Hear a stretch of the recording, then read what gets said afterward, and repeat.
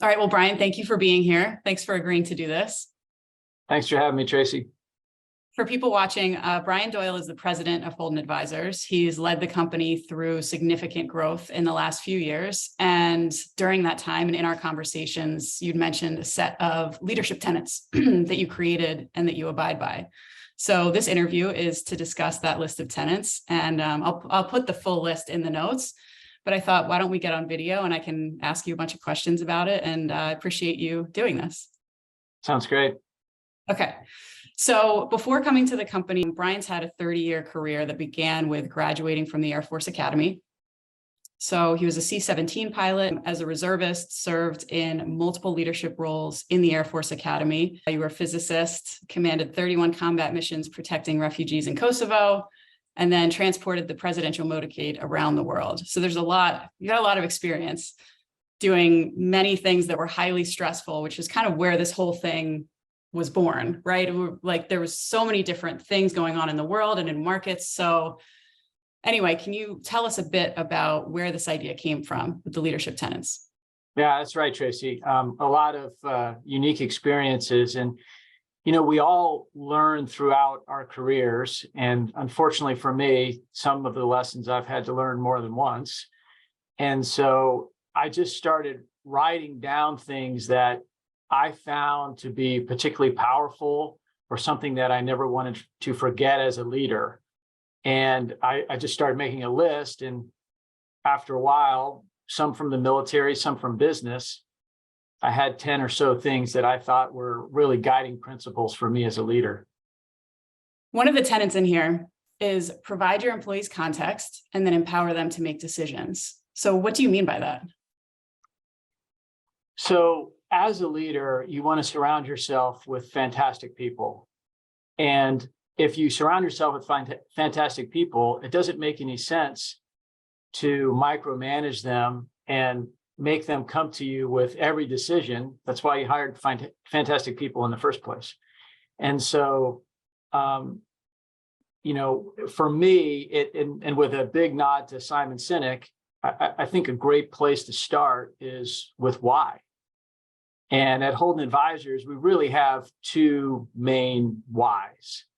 The number one is making sure our clients are paid for the value they provide. If our team is working in that direction, we're doing the right things. The other one is making sure that our clients' sales teams, commercial teams, have the skills and the confidence to stand up against sophisticated procurement or buying organizations that are trying to get them to discount. They have to understand their value, stand up for their value. And if we're helping them do that, then we're working in the right direction. So those are the whys for us. And then I think from there, it comes down a level into the how. So what principles guide our actions? And having clear values is a great place to start. So for us, one of our values is client improvement. If we're helping a client improve, then we have a ton of leeway as to how to get that job done. Those fantastic people, as long as they're helping that client improve their financial results, then they're working in the right direction. And outside of Holden Advisors, there's a great example from Vail Resorts, the ski resorts. They have a concept and a guiding principle that's called joy reinforcement. And their idea is with all their employees, and when you think of an industry like that, a lot of seasonal workers, people who are coming and going, they say, look, if you are reinforcing joy for our customers at Vail Resorts, you're doing the right thing. Go do whatever you need to do to reinforce joy. And so that gives them so much leeway, so much authority and empowerment to make a great experience for the customers of Vail Resorts. And so whatever your business is, if you're following your guiding principles, if you're starting with your why and then following your values and your guiding principles, you're working in the right direction. And as a leader, now I've got 20, 100, 500, however many people you have, all working in the same direction without needing to be micromanaged. Yeah, and it seemed like to me from what you were saying in the article, which I'll link as well, that a big part of that is also in your role and setting people up to succeed without you. So how does that work? How do you think about that? So it's, as a leader, we sometimes have to put our egos aside and say, hey, look, this is about the organization succeeding. This is about the team succeeding, not about me individually as president of the company succeeding. If they succeed, if the team succeeds, the company succeeds, I'll succeed as a byproduct of that. And so what's critical is that everything doesn't rely on the leader. We have to set up a system where if the leader is out on a family emergency, if the leader is out because they're sick, if the leader's out because they're on vacation, all of those things are okay because the people know what to do. The people are moving forward using their skill sets and their knowledge to go do the right thing. And it's not contingent on this one bottleneck, which oftentimes in organizations is the leader. I mean, in the military, it's all of those things. So family emergencies and sickness and vacation, but it becomes even more dangerous, more critical. I mean, there's a chance that your leader is killed in combat. And so now what happens? You have hundreds of people who, if they don't have the context, if they don't have the guiding principles, if they don't know how to execute their job, everything completely falls apart. And so as a military leader, it becomes even more critical that you are not the bottleneck.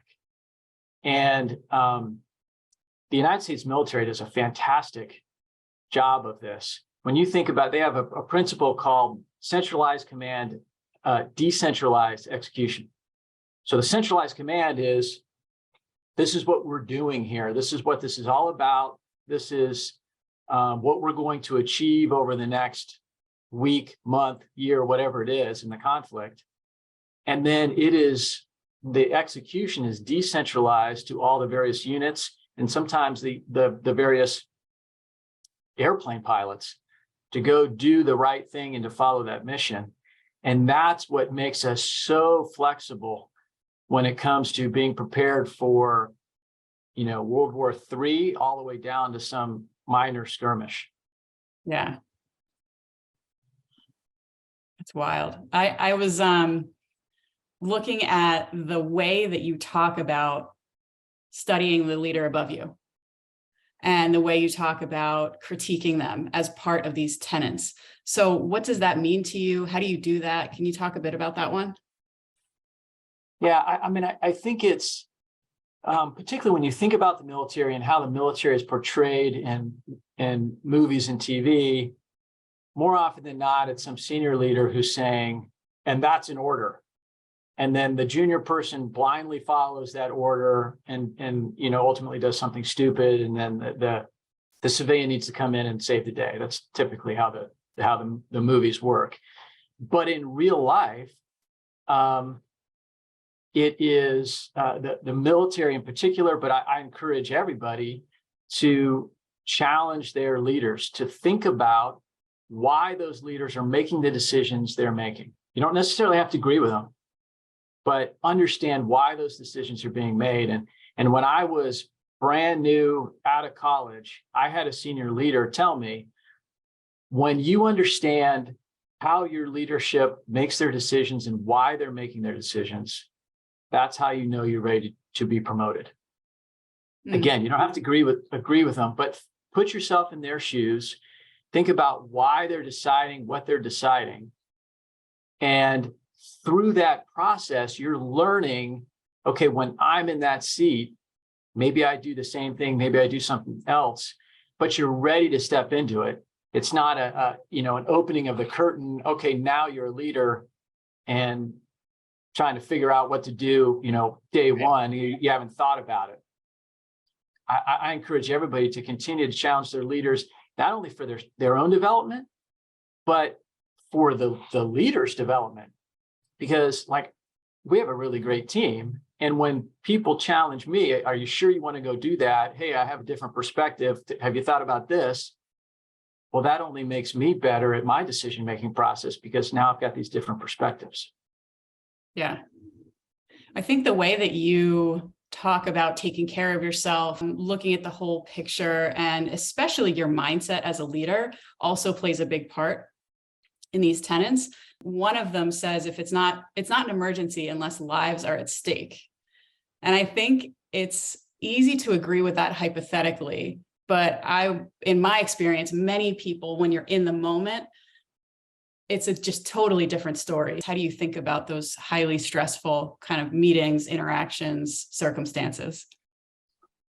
Tracy, I think it starts well before the stressful times.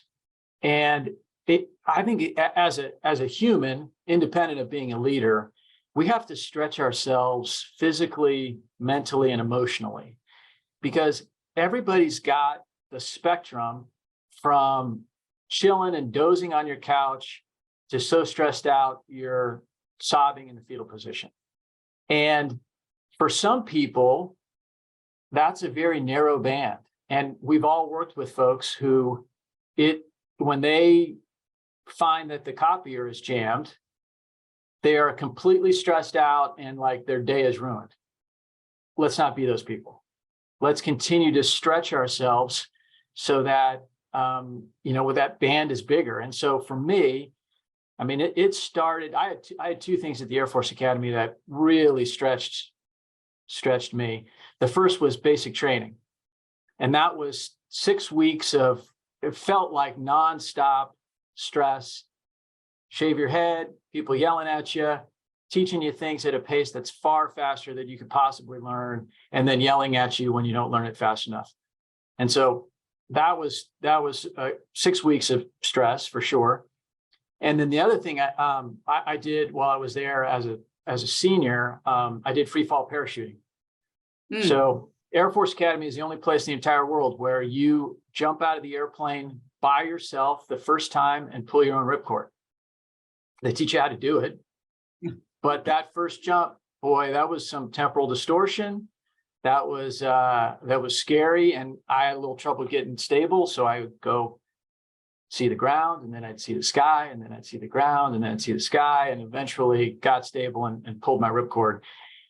So those things in particular, they widened me out. And so, like you mentioned at the beginning, I commanded 31 combat missions in Kosovo. And that first night in, I was the first of 5 C-17s. We had rockets and rocket launchers in the back of the airplane. So rockets that are, 8 to 10 feet long, full of explosives in the back of the airplane. There were enemy fighter airplanes looking for us. There were people on the ground shooting at us. There were thunderstorms, which are dangerous to an airplane in general, particularly dangerous to an airplane that's got explosives in the back. And we needed to land these planes in Albania where the refugees were, because there were people getting ready to kill them. And so I can tell you unequivocally that first night was less stressful than basic training. Because when I showed up to basic training, I had not been stretched. That rubber band had not been pulled. And so that was like, oh my gosh, what have I gotten into? The first night in Kosovo was stressful, but it wasn't as bad.